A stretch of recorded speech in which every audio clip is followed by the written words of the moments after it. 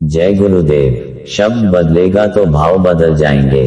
हर वक्त यह सोचते रहना चाहिए सभी प्रेमियों को कि एक एक दिन करके हमारा शरीर कम होता जा रहा है।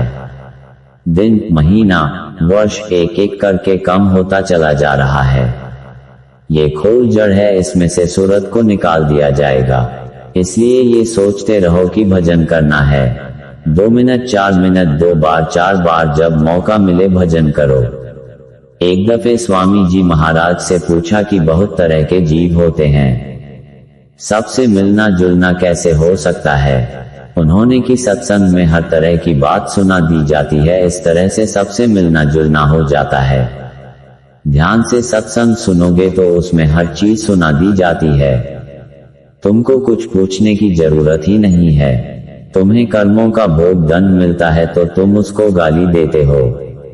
उसको गाली वाली कुछ नहीं लगती है। उसने तो कह दिया कि जैसा करोगे वैसा फल पाओगे, तो अच्छा काम करो।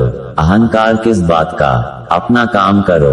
महात्मा मिल जाएं तो क्या अच्छा क्या बुरा, दोनों कर्मों को साफ करा लो। पाप पुण्य के साथ उत्पात होते रहेंगे तुम्हारे साथ। भजन में लगे रहोगे तो ये उत्पात नहीं करेंगे।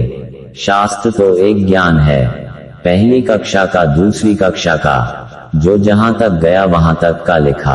उसके आगे नहीं गए तो क्या जाने, लेकिन ये कह दिया कि आगे कुछ और है, कुछ और है। राजपाट ऐसे नहीं त्यागा जाता। जब उससे कोई बड़ी चीज मिलेगी तभी राजपाट त्यागा जाता है। किसी महात्मा ने कभी नहीं कहा कि मैं गुरु हूं। उन्होंने तो अपने को सेवक कहा, मददगार कहा और महापुरुषों की महिमा की। 700 वर्षों में बहुत संत आए और आगे आते रहेंगे। ये रास्ता कभी बंद नहीं होगा। सबका ज्ञान अलग अलग है। जो जिस लोक में पहुंचा वह वहां की बात करेगा, उसके आगे की बात नहीं करेगा। संतों की वाणी एक है।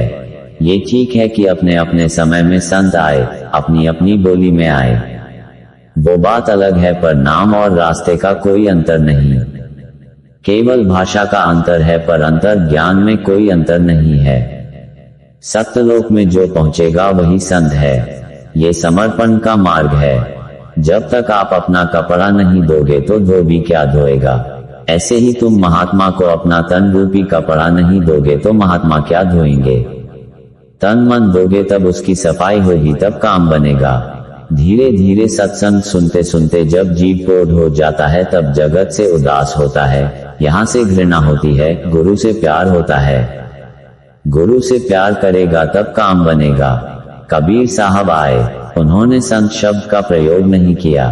उन्होंने कहा कि कहें कबीर सुनो भाई साधो। उनके बाद जो संत आए उन्होंने संत शब्द का प्रयोग किया।